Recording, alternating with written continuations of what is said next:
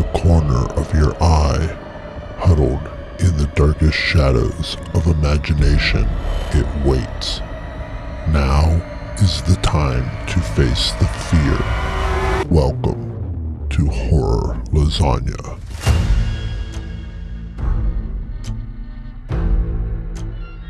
Embrace the trepidation.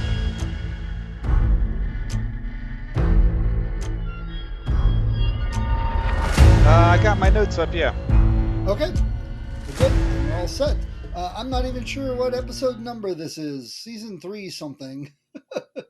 Yeah, I see it. Episode 0. Yeah, oh, and I even put season 2 on the link. Whatever. We're doing His House. It's actually season 3. So let's talk about His House, which was a Netflix movie that I have actually seen. I think it's the first one we've done that I've seen prior to us watching it.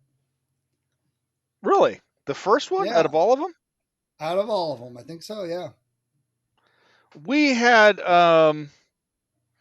talked about, I'm trying to think which movie it was that was a Netflix film. Oh, it was Hold the Dark. And you had mentioned it was like the first one that we had talked about. And one of the big drawbacks to it from our point of view, just people talking about it, is that you can't get accurate budgetary information on them. Right? His House was a US-UK collaboration. It was done in 2016. It debuted at Sundance at the end of 2020. Then it was bought by Netflix and released in October on the same year. So this did not have a theatrical release. Right. So you can't really see what the return is on it because there was no gate to take in. Right. Makes it a lot harder to get it like that. And Netflix doesn't release numbers and stuff, so. No, they don't. And on the one hand, I can appreciate that because I can appreciate companies that aren't publicly owned, right? Where they don't have to release that stuff. But still, it'd be nice to, just for comparison's sake. Yeah. But even, it'd be nice it's to see numbers. measuring apples and oranges, though, it'd be hard to do. So. Yes. But that's not even a huge problem with a lot of what we watch because, we get low budget, we get direct to video, we get only streaming. So, it's all whatever. First world problems is what it is. Yeah, man. I was up late worrying about this one. It was nominated for 45 awards and it won 5 of them. Wow. Including a BAFTA for an outstanding debut, 4 awards from the British Independent Film Awards, Chicago Indie Critics Awards, and they won something at Sundance when it premiered. So the story was written by Felicity Evans and Tony Venables. They're married. They're a couple. She's written 3 total titles and he's written 4. And it was converted. It was converted to a screenplay by the director Remy Weeks. This is his only full-length film. He has 2 shorts on his resume and an episode of a TV miniseries called Fright Bites, which I've never heard of. This came out like just the last year or two, so he may be getting something else, working on something. Oh, I would imagine he is. Apparently, the working title when it was being written was called The Welcome, and it was Felicity's idea. She developed the story based on a story that she reported on. She's a reporter for a magazine or, webzine called The Medium in England. Oh, do you? Okay. Yeah. There was a rural house in Essex that was, quote, so beset by frightening and unexplained phenomena, it was impossible for the owner to continue living there. So Felicity started to contemplate how a house that is so undesirable is only fit to house undesirables. Because in England and Ireland, probably most island nations, housing is a super expensive issue. And so here you Right. have a house in Essex that was surrounded by other houses, like up to £500,000, but no one could live in it because of haunting. Go figure. Um, so her mind jumped to refugees and the crappy situation they find themselves in the film is reflective of the actual situation of refugees when they go to England, based on her research into the processes and what happens to refugees when they land on the shores of Great Britain.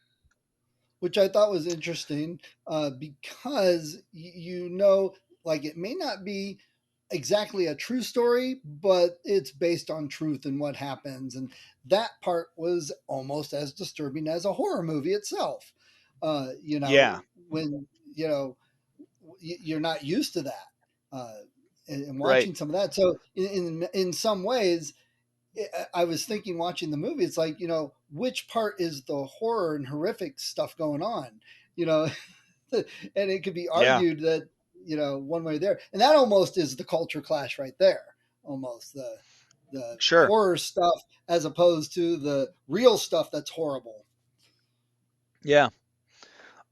They had originally wanted to do it as a 1970s period piece, but another show called the Enfield Poltergeist had already basically kind of done something based in the 70s, so they decided to make it current.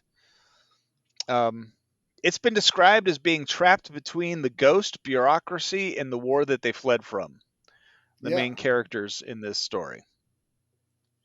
Originally, it was And I supposed also to be. noticed, sorry, I also noticed a No, lot of this season is questionable whether it's something happening to them or mental health, something in their head. It seemed like these culture clashes, a lot of them go around this theme also for whatever reason. It just worked out that way for us. So I'm sure we could find 10 that have absolutely nothing to do with mental health. But it just was one of those. I'm like, man, again, questionable what's real, what's Memorex.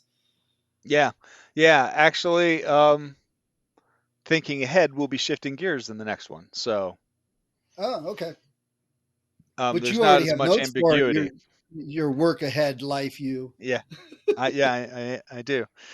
Um, Originally, it was supposed to be Syrian Muslim refugees, but when Remy came aboard, he wanted to make the characters Sudanese, and the Sudanese Civil War refugees really resonated with him.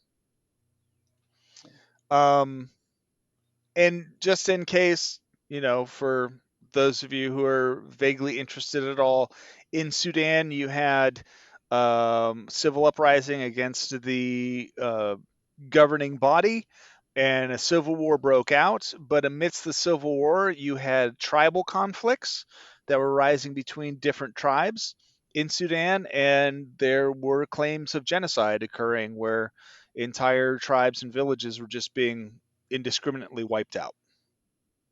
So that's And the situation the characters are fleeing from. I also find it interesting that we had the earlier movie, The Mouse, with the Serbian Croatian conflict, how you can that they choose horrific things happening in the world in real life to put a horror story in the middle of, and then you start Yeah. questioning which is really horrific or what adds to the horror. I mean, there's a lot of depth to a story like that. Yeah, and I think the really cool thing about using this genre is that you and I are now having a conversation about the Sudanese Civil War, right?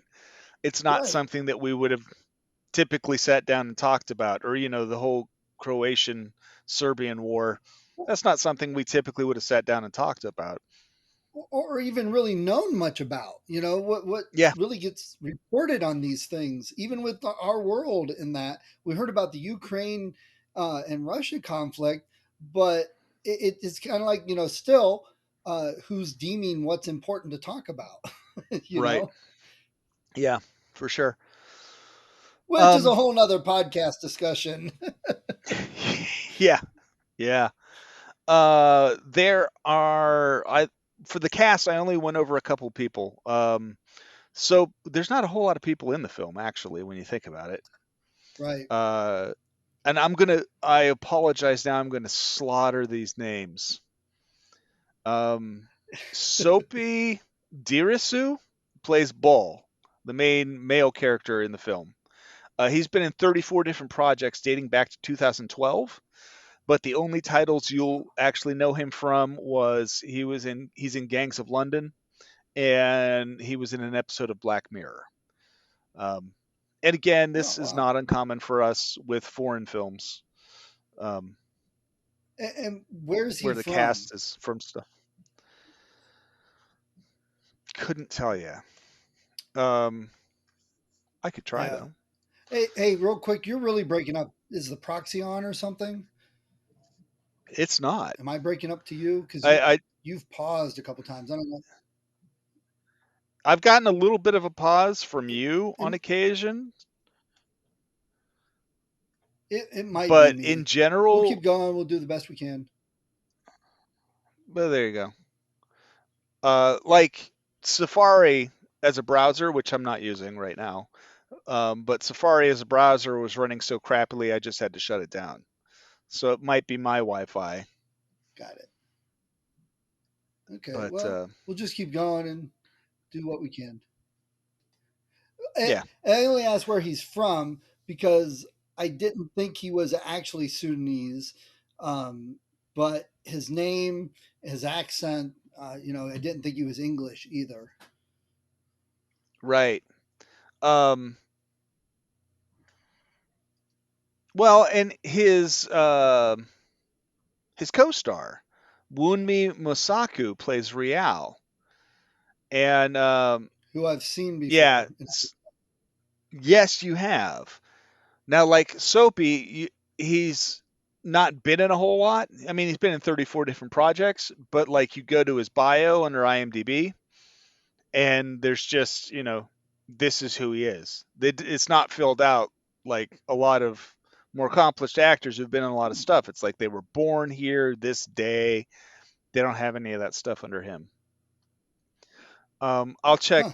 Wunmi here in a second as soon as this is done loading up. Wunmi Masaku plays Rial. She plays his wife. She's been in 56 projects dating back to 2006, and you'll know some of these. She was in, and I didn't even know this was a thing, Law and Order UK, because there's not enough Law Oh, and Order really? episodes as it is. Yeah. So She they was all walk born in around saying Nigeria. stop She's or I'll yell Nigerian. stop again? Right.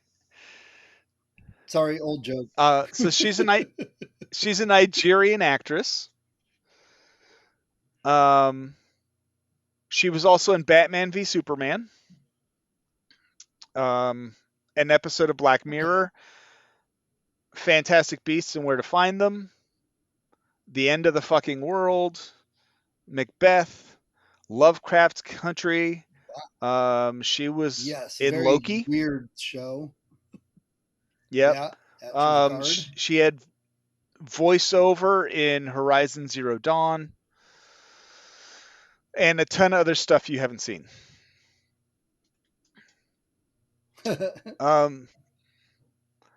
Let me see if I get this next name right. Matt Smith.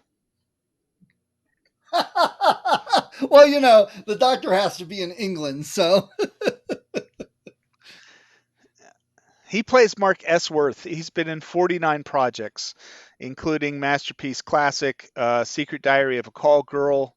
Everyone knows him as Doctor Who. He's been in the Sarah Jane Adventures, Pond Life, Terminator Genesis, Pride and Prejudice Zombies, The Crown, and in the latest movie Morbius, that massive hit. yeah. The witch in this film is played by two different actors. He is a voice actor named Cornell John, who's done 46 projects, including voiceover work for Fable. He was in Chronicles of Narnia, Prince Caspian, Jack the Giant Slayer, EastEnders, Captain America Civil War, Fantastic Beasts: The Crimes of Grindelwald, and also in The Gangs of London. But the actor who plays the witch is none other than your friend and mine, Javier Botet, who has 111 credits, also known as Mama. So if you want to hear all the stuff that Javier's been in, go back and listen to that episode, because I'm not going to list it Got all. Amazing guy. Right. The characters in this movie are members of the Dinka tribe in southern Sudan. And so the vast majority of the movie is in English, but there are some times when they speak in Dinka to each other, or it'll be in the village. Sometimes it's subtitled, sometimes it's not, depending on what the director's trying to kind of communicate there. Yeah, and once again, we get a movie that uses the not understanding the language to help set the mood. Yeah. One of the cool things for me about this movie is how it depicts two different views on, well, it depicts way more than two, but it depicts the two different views of the refugees. Because you have Ball, who is here and is ready to be here and just wants to be part of society. And then you have Rial, who is at times looking back and wanting her old life in Sudan back pre-war. Which there's reasons for that, not just moving away from home, which I made some notes on. We could talk about when we hit that spot. Yeah. Now, the movie starts with a man carrying a child holding a doll across the desert in Sudan. Then the pair and a woman are getting into the back of a truck. And this is the introduction to Rial, the woman, Ball, the man, and Nygak, the girl. Rial leans down and tells Nygak in Dinka that she will protect her. And there's a cut from this harsh, bright desert shot to a very dark scene on a boat. The boat's overfilled with passengers crossing the water. There's a bang from the engine direction, and suddenly there's people in the water. And Nygak is crying out for her mother. And then suddenly there's a shot of Ball lying in bed. The whole thing was a dream. Yeah. Nice quick introduction, though. Yep. Remember all of that. It comes back. Yes. He doesn't linger on the storytelling. Like a lot of the movies we've watched, that opening sequence tells a lot about the whole movie, but you don't realize it. And it's not as lingering and long as a lot of quote unquote big blockbuster movies either. So, another thing to set the mood for horror movies. Yeah, and they do a lot of getting the information across, but there's still like this awesome twist that you don't see coming until it hits, which I think is very well done. So this was a dream. Rial is sitting next to him and asking him in English what he was dreaming about, and he says, "Our wedding day." And she says, "Well, that explains the screams," because apparently he was screaming in his sleep. The camera pans back, and we find that the pair are in a small room. He's lying on a cot. There's a second cot in there with some other guy lying on there. The door opens, and this guy just comes in really briskly, and he's like, "You're wanted in the gym," and just boom, he's gone, just there and out. The couple get dressed, and as the other man sits up and says, "Don't get your hopes up," and then he says, "They will send you back to die like the bastards always do." They leave the room, and they're screaming and cursing and fighting as they're walking down the hall. It's obviously an overcrowded, not overly pleasant place to be. Yeah. And that guy that's yelling and screaming, they never really explain it, but considering it came right after they were told they're going to send you back, I would guess that guy was just told he's going back. And it really sets the mood for, these are the consequences with the stakes are raised. Yeah. They find themselves sitting in the gymnasium in chairs about 1,000,000 miles away from a group of officials with stacks of papers. It's a very nice way to show the isolation. Yeah. Yes. The woman whispered. You notice Ball has that JCPenney fake smile plastered on his face, trying to give Yes. that, imitate what he thinks people, would like, I Exactly. mean, again, we get a really good director that has these subtle little things that aren't focused and pointed out, but they all add up to, what he's trying to say. The more we do of these, the more of those types of things I seem to be seeing and picking up. I'm elevating myself. There you go. We'll Teach say a man to that. fish. Yeah. A woman whispers to the man next to her, asking about a child, and he informs her that they lost her last year. And one of the men informs them that they're being released from detention that day. Ball is so happy he starts to laugh. Um, the man then tells them that they're on probation and they have a set of rules they have to follow. If they mess up once, they'll be sent back to detention with the possibility of being sent back to the Sudan. Yeah. Which does not look and decent. No. The first rule is they have to come in and report personally weekly. Second, they're given 74 pounds a week, and they're not allowed to work or supplement their money by any means. Third, they will be sent to a home that they have to live in. Real tries to point out that they're good people, or Bull tries to point out they're good people. The guy doesn't care. He doesn't care that you're good people. He's just, check, you've been told, nod your head, let me know that you heard what I said and you understand it, and get out. Right. So they leave the detention center in the... Oh, yeah. They leave the center in the dark, in the rain. They're on a bus. The driver won't even acknowledge that they're on there. He doesn't even... They try and talk to him. The guy just completely ignores them. They drive through the night, and as they near their new home, the sun rises on their new lives. They're holding hands. You see how much they matter to each other. They care about each other. Then the screen cuts to black, and the title screen comes up. No producer, no director, no actor. We're not wasting any of our time with that in this film at the start. They'll put all that stuff at the end because they have to, but they're not going to sit there and tell you whose production this is. Right. Right. So he's giving you everything. Weeks is giving you everything you need to know for the rest of the movie in the first 5 minutes. And it wasn't just like some dry data dump. It was like a story. There was like emotion involved, and yeah, very much so.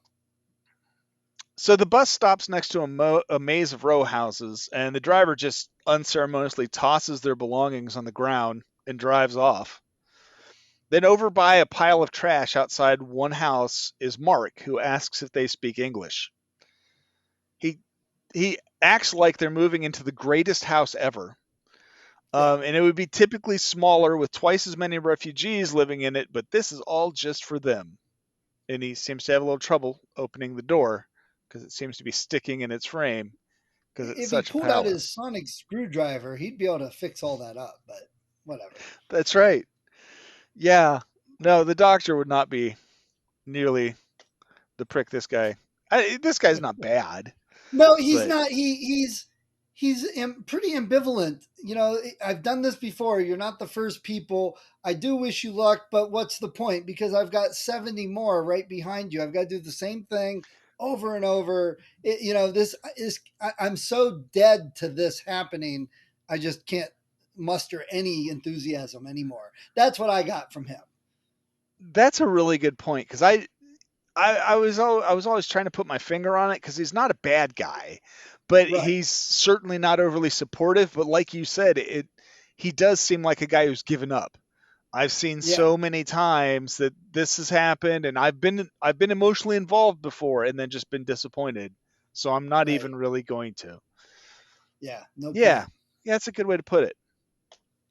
Once they get inside, the electric's not on. He runs through a list of rules for the house. It's extensive.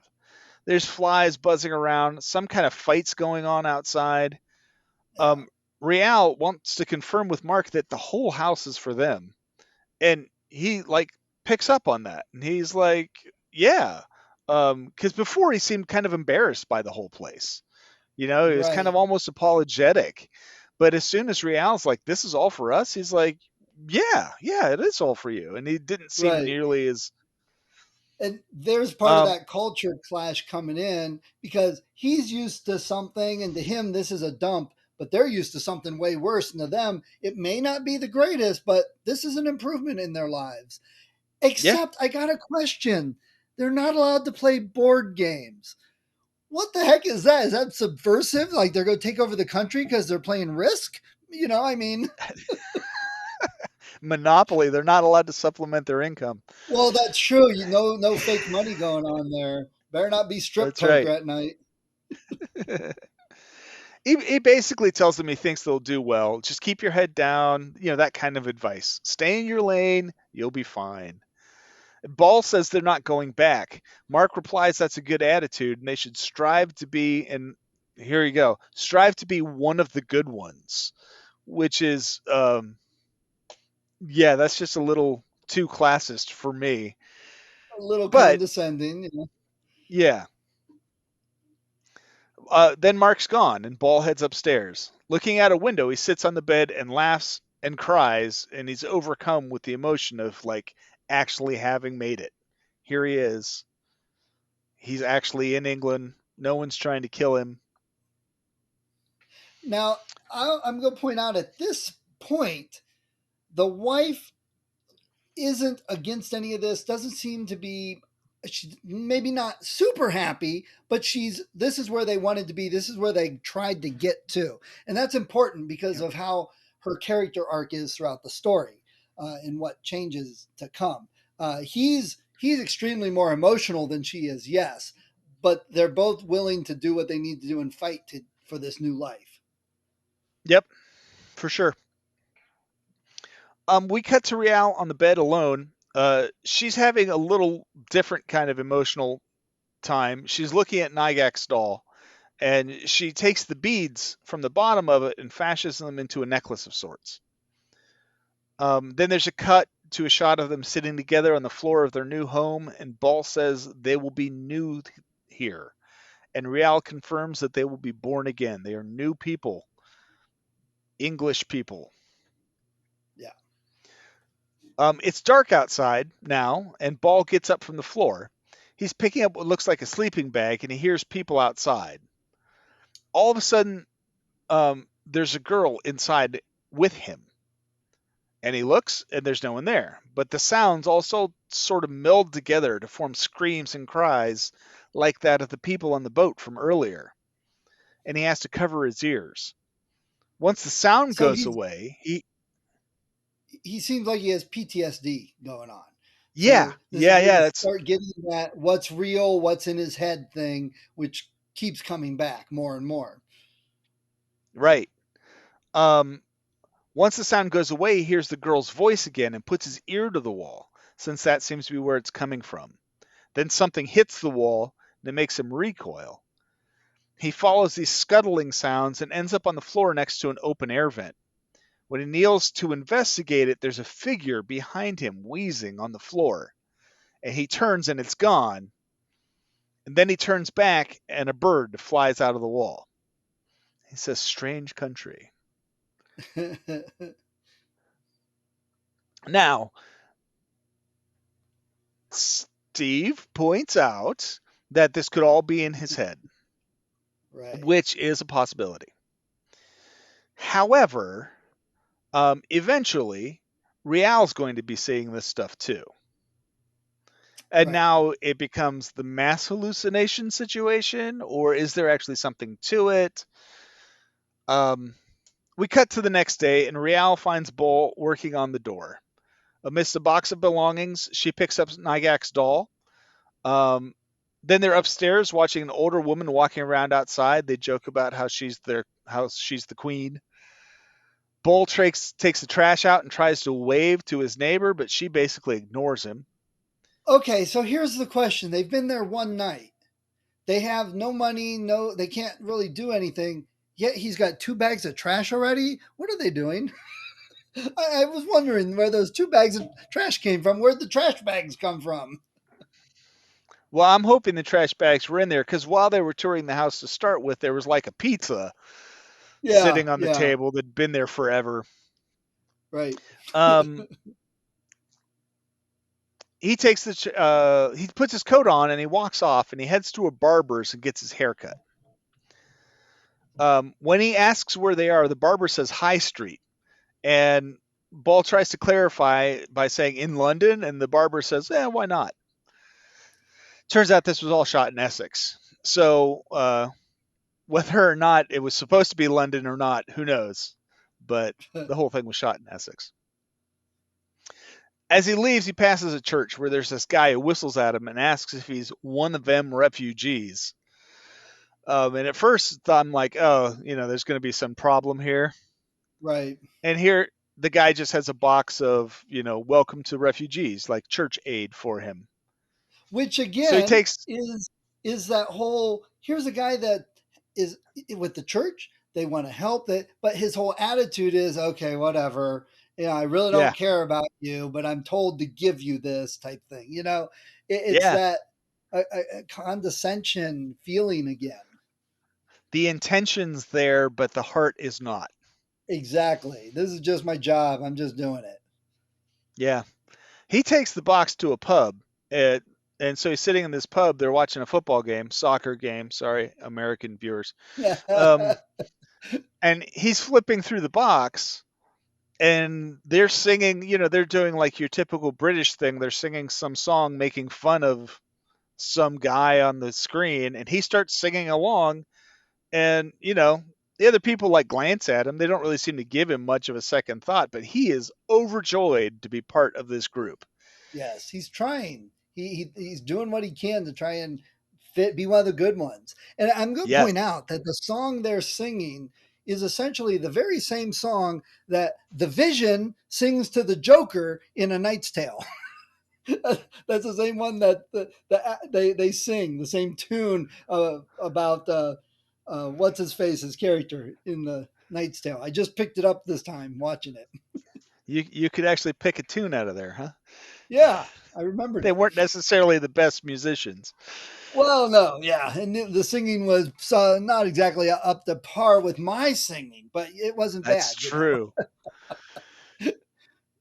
When he gets home, his wife is kind of humorously poking fun at the song. She says maybe she'll go out tomorrow, and he encourages her to go on out. Um, they're trying to sleep, and there's noises outside that keep Bull up. Then he hears what sounds like footsteps coming up the stairs. He gets up to investigate, goes downstairs to find a light on, and he can't turn it off. Then a strip of wallpaper just peels off the wall to reveal black mold and a massive hole in the wall. Ball finds a sleeve of wire hanging down and starts to pull it out, and as he does, the lights go out. Then the wire turns into rope. Wet rope. Out of focus behind him, we can see a tall figure approaching. And at the end of the rope is Nygak's doll. He's holding it, wondering what's going on, and then a hand reaches out from the hole in the wall, snatches it back from him, and disappears.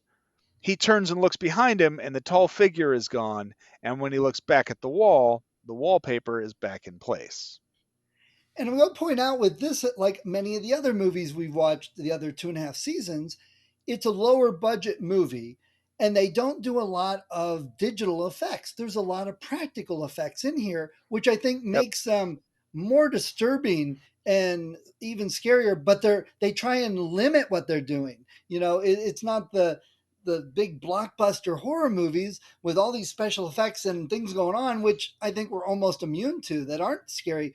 So when this guy is, changing his life and he's seeing these visions, and it's not over the top, what's happening at this point. It's not so much horror as disturbing, and it just sits with you like you ate something bad, It's subtle. Yeah. Yeah.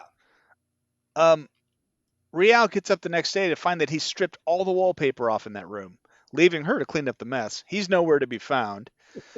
She starts to sweep it up and heads to a closet to get more cleaning supplies, but when she opens the door, she instead sees the caged-in back of a Toyota pickup truck with refugee children in it.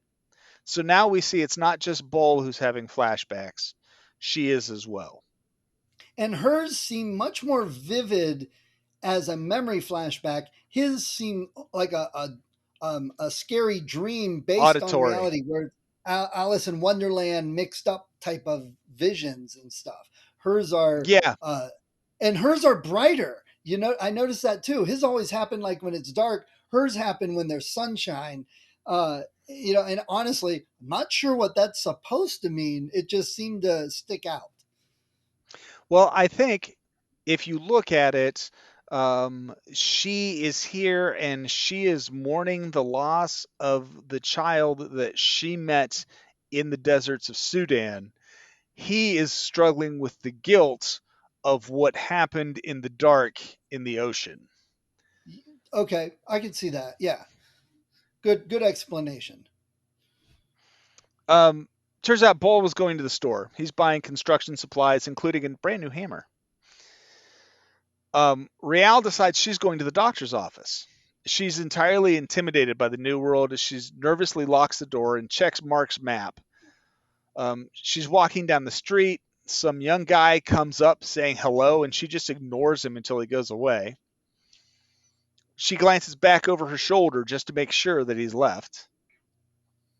And we get this great thing where we see how claustrophobic and similar everything is as she's walking along. She quickly finds herself lost. And the movie does this really well. On her outing, while she's walking through the streets, she is constantly coming across unsupervised kids. Every person she interacts with on the street is under the age of 18. She finds a trio of teenagers. They're all, well, they're not African American because they're British, but so she feels more comfortable I think talking. those were some of the extras from Attack the Block. They couldn't make Yeah. it in that one, so they. Yeah. She feels more comfortable talking to them as opposed to the first guy who came up behind her. He was white, so she tries addressing them in Dinka, and they start making fun of her of the way she talks. Then they can't seem to agree on how to get where she's going, but eventually they do. I totally took that scene, not that they didn't agree, but that they were purposefully making fun of her and making her feel bad and stuff. That they were joking with her, telling her all these different directions, knowing that they were lying to her. So, at first I thought that too. Okay. She says thanks in Dinka, and then they start to make fun of her and tell her to go back to Africa. But the reason I think they were actually debating it is, one, kids don't ever call anything by its own name, right?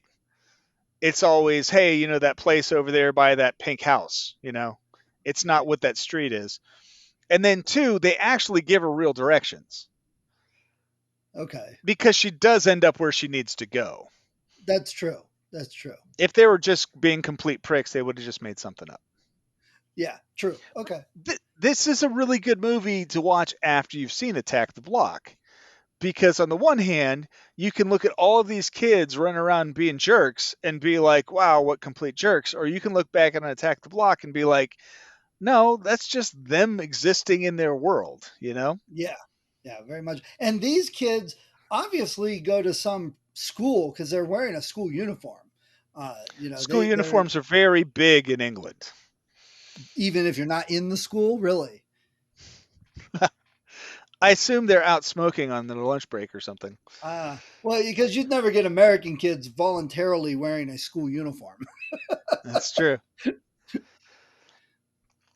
We find her at the doctor's office now, so their directions weren't bad. She's getting her blood pressure taken. The doctor seems nice and asks about her necklace. She informs her it was an Gygax, and the doctor says if she's your daughter, she should come in and take a look at her too.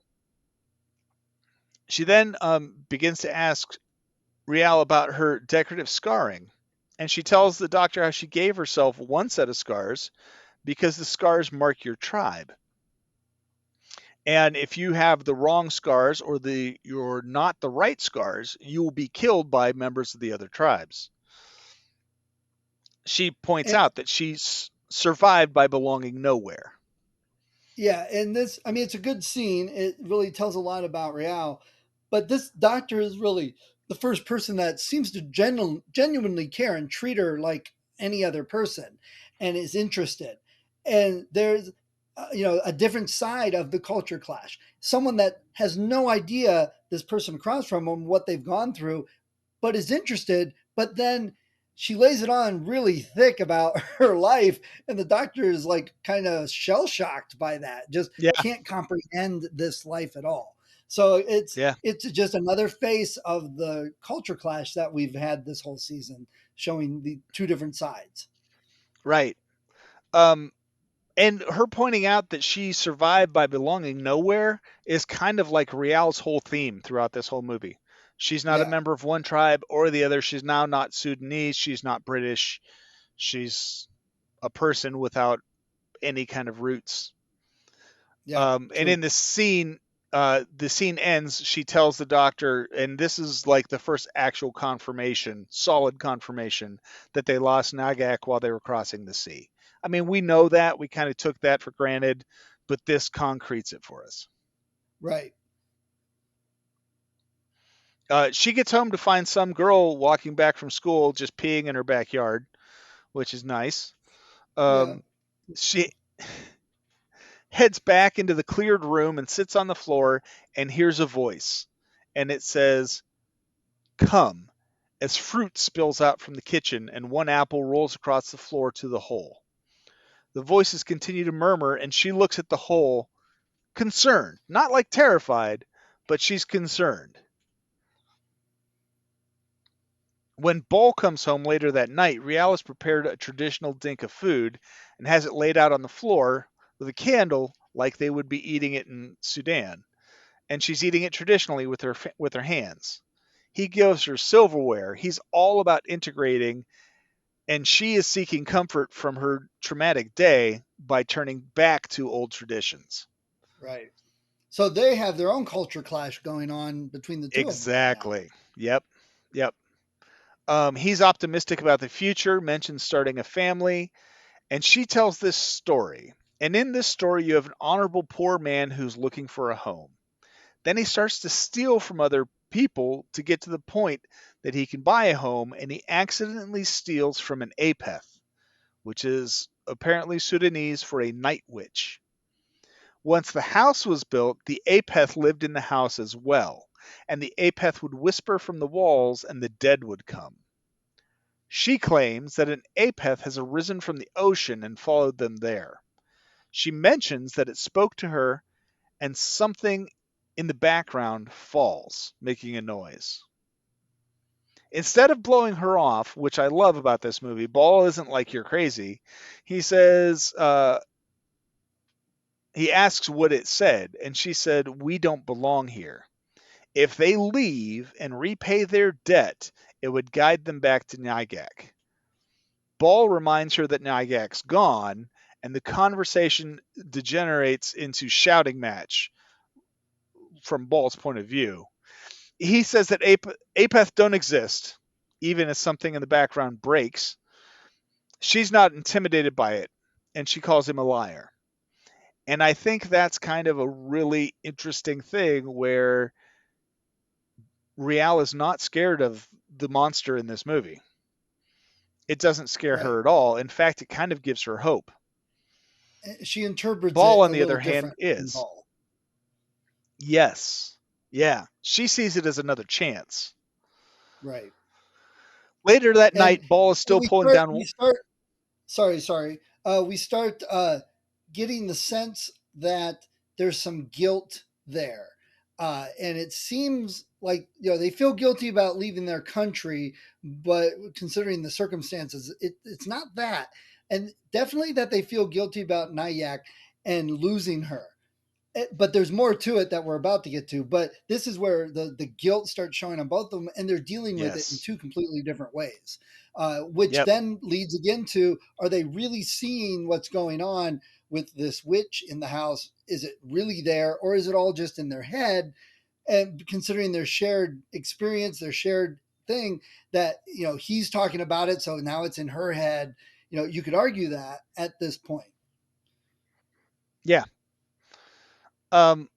Later that night, Ball's still pulling down wallpaper. He hears something moving behind him, and then he hears a female voice, the same one he had heard some days ago.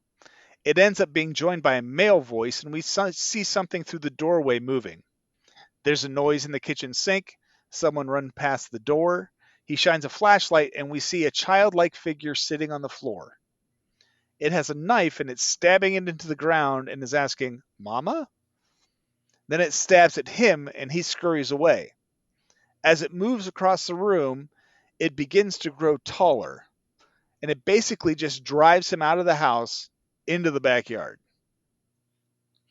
Yeah. His neighbor catches him out there, and he kind of nervously smiles and waves.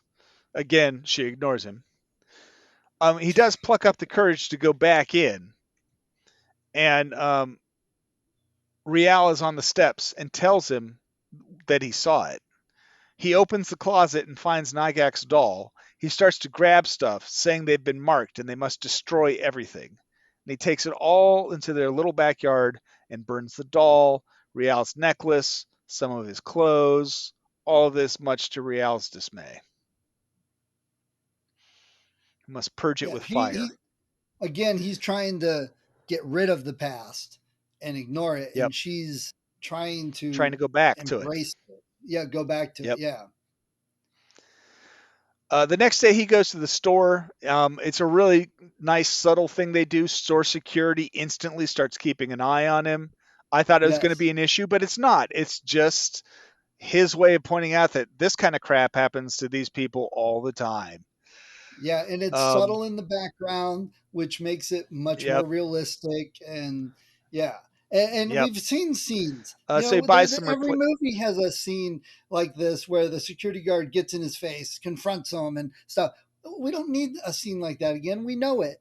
Seeing that guy in the background put his coffee down and just stand up to follow him, you know what's there. And again, the subtleness of it makes it more powerful. Yeah, you don't have to actually be confronted by the guy to still be being profiled by him. Yes. He returns to the living room. He's actively removing wall panels now, down to the studs. As he does, something cuts his hand. He's bleeding on the floor. He's roaming the house, checking lights, and catches Rial whispering to someone who is not there, saying stuff like, "Perhaps if you spoke to him."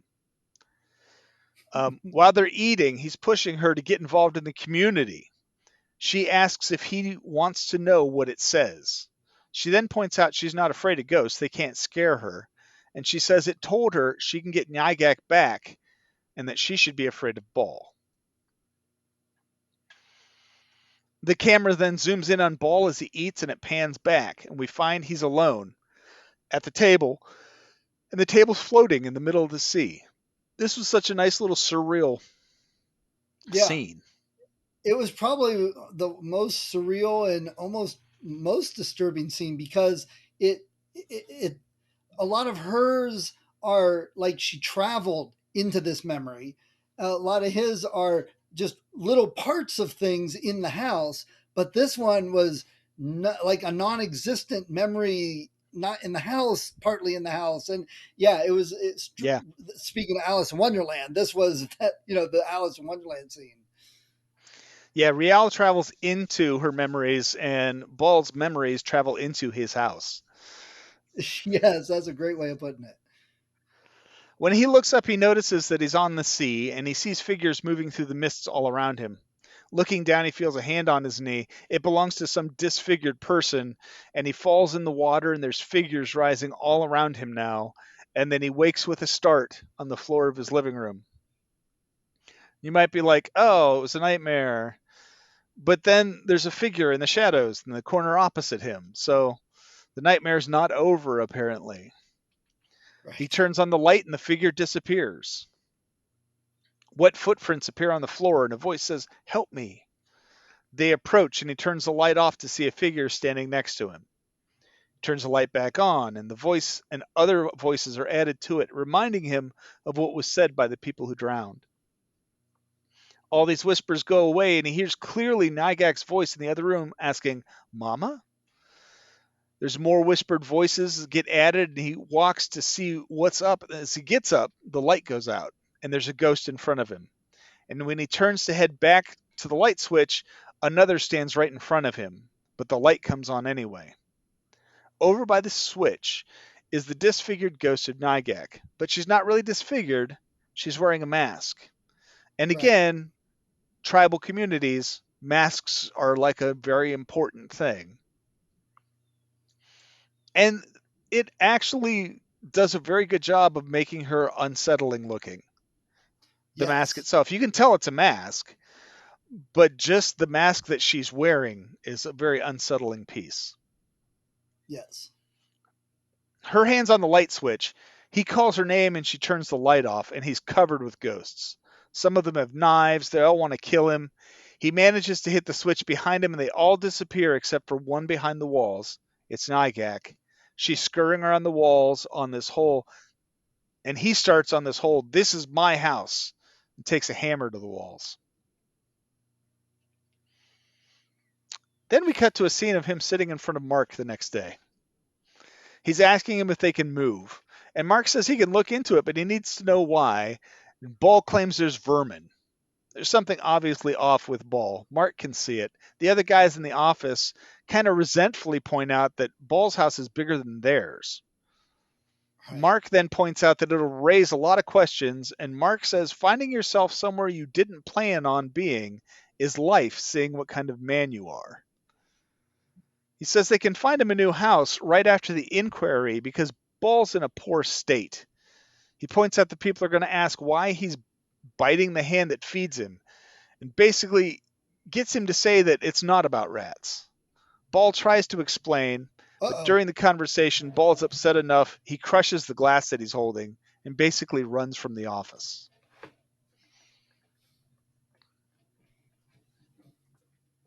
Back at home, are you still there? Nope. Talking, Matt Smith was telling him about, we got, inquiry about this.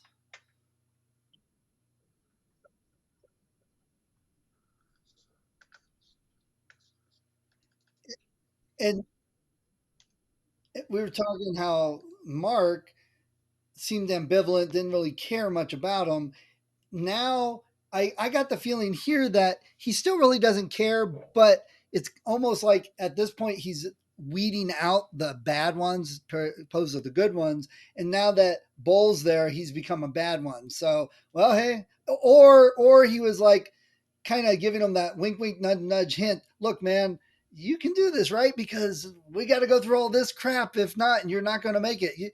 Are you sure that's what really happened? Yeah. There's a little bit of both of those feelings in this scene. Yeah. Back at home, Rial's sitting on the couch in her living room. Nygak calls to her from the walls, and she returns her the necklace, which Ball recently burnt in the backyard. When Ball gets home, his neighbor asks him, why don't you just leave? They're going to kick you out anyway. I give it a week. Mark shows up. He's followed him home, and they sit in his living room, and he says he's going to have to report him now. Ball insists they aren't going back and reminds him that they're the good ones. Just as Mark's about to let him off with a warning, Rial comes in, ingeniously dressed as authentically Dinka as she can, and asks if he's told them about the witch. She's just flat out honest. She's like, yeah, no, there's a witch here. Put that in your report. As they're leaving, Mark outside is like, I got to write this up. Rial says they want this. It makes them feel big. She accuses him of idolizing them, and then she continues to berate him and says, let them send us back. She says she's leaving with or without him. Then she accuses him of forgetting about Nygak, and he physically covers her mouth. She now all of a sudden looks kind of concerned, and he tells her that she's sick, and this is their home, and he basically barricades the house so she can't get out. Nailing doors and windows shut. He's trying to live there, and he like knocks the window things off to open them, and it's like, wow, now you really can't get out, and you made the house a little bit worse. Yeah. So he sits in the living room, lights a candle, and tells the spirit that this time they talk to him. And the room gets immediately dark as he's sitting there, but it's from the passage of time, and he starts to drift off. He's awakened by creaking, ghostly sounds and opens his eyes to see the candle flame flare up. The Apeth is accusing him of being a thief who stole his life. The Apeth wants him to kill himself in exchange for Nygak's life. Bull asks why it doesn't just kill him itself, and it backs up. Then he puts his hand in the flames and realizes it can't hurt him. And he's like, "You can't hurt me." And he's getting all cocky. And then it asks, "Why don't you go to sleep?" And he realizes that's a problem because he's got to sleep sometime. Yeah. He then finds himself standing in the sea looking at Nygak. As he tries to turn away, hands force him to look on as she opens her mouth, and I guess an octopus crawls out. Something with a lot of tentacles. Maybe it's from Lovecraft Country. There you go. Back in the real world, Real's looking at him, and he's sitting in the living room just staring ahead at nothing. He's peed his pants. She takes this chance to try to get the front door open, but he comes to and drags her away.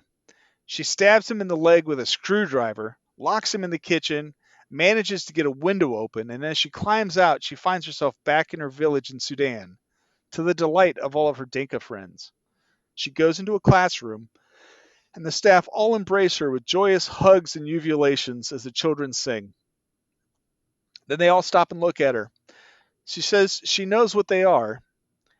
She then asks where she is. Where is she? And they say, "Who?" And she says, "Her daughter." And again, they say, "Who?" We're just about to that big point in the story where, there's this big reveal. So, Right. a cut reveals Bull walking around whispering her name. She's hidden in a cabinet in the classroom, and he finds her. We hear machine gun fire in the distance. Now we realize this isn't just a hallucination, this is backstory. He embraces her and tells her they have to leave. As the camera pans backwards, we see the classroom is full of the bodies of all of her friends. As refugees are attempting to escape, being shot down in the street, they're lying silently on a roof. Traveling at night, they arrive to a town where people are thronging to get on a bus that will take them out of the area. They hear the bus is full. And you notice their whole, what they have to go through is no different than everything we see in a zombie apocalypse movie. Yeah. They're on the roof to avoid the wanderings on the street. They're walking at night and staying away from people. I mean, really their war-torn life is no different than a zombie apocalypse. Yeah. That really, comes out the way he filmed this to me. Yeah. What they're doing, on the roof and all that. They hear the bus is full. Bull is saying they just need to fit 2 more, and then he notices this mother and child being let on board. So he just grabs a kid. And the lady on the bus lets him and Rial and their child, who is Nygak, onto the bus. As the bus is pulling away, Nygak's looking out the window calling for her mother, and her mother's outside chasing after the bus. So now we see why Bull might have some guilt. Yeah, though everything going on is stemming from the guilt of what they did to get there, but he's still in character from this movie. He's willing to do whatever it takes to get out of that country and to start a new life. And he's willing to suppress the guilt and the actions that he had to do to get there. And she is even more overwrought with guilt and kind of wants to go back to what she now considers a better life before the guilt. And so again, now it brings up everything happening. Is it real, or is it caused because of their guilt, or is it just things in their head? I mean, you go with these spirits exist, the witch exists, the bad juju follows them, that it was caused because of their guilt, and all these things are really happening to them. It totally, this is one of those things where this movie could be looked at different ways, but there's, that seems like the most plausible now that we know what they did to make all this happen. Yeah. And does that make them any better in their own country than these white English guys putting them on probation to live in their country? You know, you get this culture thing that we looked at these people in England as, oh, they're kind of crap people because of the way they're treating the refugees. But what did the refugees do to their own people to get to where they're at, to quote unquote improve their life?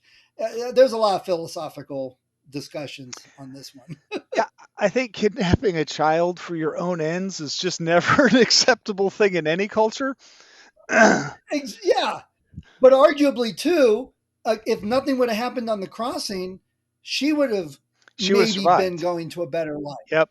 You know, so would that have been as bad? Well, we'll leave this kid here to deal with the war-torn country and get shot and raped and everything else, or we'll kidnap her and take her with us and she'll have a better life, just not with her mother. Which is better? Yeah. You know? Yeah. Yeah, it's tough. We cut back to the classroom as her friends tell her she has no daughter. Then it cuts back to them being loaded into trucks, and Riel tells Nigak she'll protect her. And it keeps cutting back and forth from the classroom to the journey, and we see Nigak drowning as they try and get onto a rescue vehicle. As she's coming to this realization, the Apeth's voice comes back, and he says he can bring her back. One of her friends slides a knife back over to her and says she needs to sever his flesh. So she needs to take this knife and cut Bull.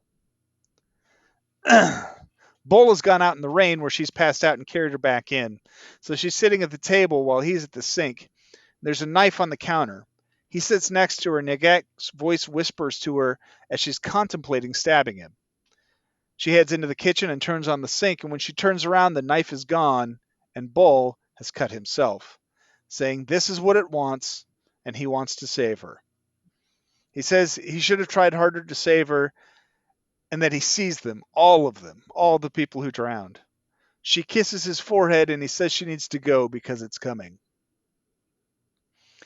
And then there's this kind of spooky breaking apart thing of the house, right? Everything's starting to crack and rumble. And the Apeth climbs out of a hole in the floor. It climbs astride him and reaches into the open wound on his arm, forcing itself under his skin in probably one of the more disturbing visual effects that I've seen, horror movie wise. It's kind of nasty looking at it like that. Yeah. We've had some good ones on the movies we've watched, Yeah. Rial standing in the other room. She's not sure what to do. And Nigak comes up and takes her hand. And there's this kind of peaceful scene as Rial comes to grip with Nigak's loss. The Apeth is continuing to absorb Bull, but she comes up behind it and slits its throat. So here we have... She's made a choice. Yes. We have both characters showing all of their growth right here in this scene. He comes to grips with the horrible things he's done and tries to make penance for it. She comes to grips with the fact that her daughter will never actually come back, and then decides to save the one thing she has. So now we cut to the denouement. Social services are knocking at the door. Riel opens it, and the people are very polite at the door, which is really sad because they're basically there just to declare these people unfit and send them back to Sudan. The pair walk about taking photos. And they have actually, the two of them had done some sprucing up. Like the wall panels are up. There's putty in the holes. And Mark's there and asks if there's still a witch. And Bull just comes out and says, Riel killed it. And Riel says she might paint the room a little red. Mark asks Bull if he still sees Nigak. And he says your ghosts follow. But it's when you let them in that he could start to face himself. Right. Then the inspectors start making lists of, they shouldn't be barbecuing. They shouldn't be changing the walls, blah, blah, blah. But then they leave, and the couple seems happy. As they turn away, we see Nigak standing in the kitchen, and the couple are surrounded by the ghosts of those who died in Sudan, or on the journey. And Rial takes his hand, and all the ghosts are gone, and the credits roll. And one thing to point out, so long and short, that the one inspector saw a rug in the kitchen over little burn marks or something on the edge. So now we get, like a lot of these movies, oh my God, that was real. It didn't just happen in their head. There's physical proof to other people. That's the hole where the apeth crawled out of. So maybe it was just Yeah, covering the hole in the floor. But yeah, right. it's one of those kind of movies where if you're willing to come to grips with the things you've done and you have someone who's willing to stand with you, you can survive this kind of nonsense. But you have to go through a whole heck of a lot to get there. Yeah, yeah, and I understand his guilt about grabbing the girl, but and if he hadn't done that, yes, she would not have died, but more than likely she would have died in the country anyway. And his not saving her, absolutely feel that guilt, but would he have been able to save her, or would he have drowned with her, or would his wife have drowned because he didn't help her? Yeah. It's really a ton of not necessarily worse choices, but horrible situations. And Yes. what would you do? Yeah. That's really what it comes down to. Not trying to judge this man. He judged himself much more harshly than any movie watcher would probably do. Yeah. It, People make really bad decisions when they're in really bad situations, and that's kind of what this movie highlights. That and the kind of horrific kind of things you have to go through, in the refugee process. Like, Yeah, I mean, I know in the States, especially now, there's the whole, there's no political asylum, all this other stuff. But you hear about refugees in other countries and never really gave it a whole lot of thought to, well, I wonder how it works there. And this movie does a really good job of saying, this is how it works. It's not pretty. right. Yeah. And arguably, did he make bad choices? I mean, we're judging it as we're sitting in our comfy chairs in a house that has a roof. You know what I'm saying? Yeah, They yeah. literally were getting shot at. Yeah, I don't mean bad choices like he made a poor choice in judgment. I mean like a bad choice where there's no other option. The only option is a bad Exactly. choice. Yeah, Yeah. yeah. Yeah. I just wanted to make sure it was clear, anyone listening, not judging us, that we're not judging that, making commentary on it, that the situation sucked, more Yes, than sucked. absolutely. Yeah. I mean, the noble thing would have been to get Nygack and her mother on the bus, realizing that it's too full and they're only But taking that women with wouldn't have worked. children. Well, and the Yeah. thing is, it's easy to say that, Yes. but the people who do that go down in history as like the most sainted people ever, right? True. But then That is again, not the in that kind of situation, behavior would of you, normal. That's not the behavior of normal people. And, I get it. right?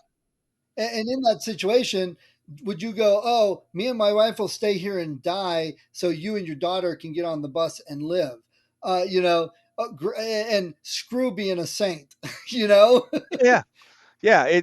You can't, I'm not holding anyone at fault. I'm just pointing out that, this is a really bad situation he was in.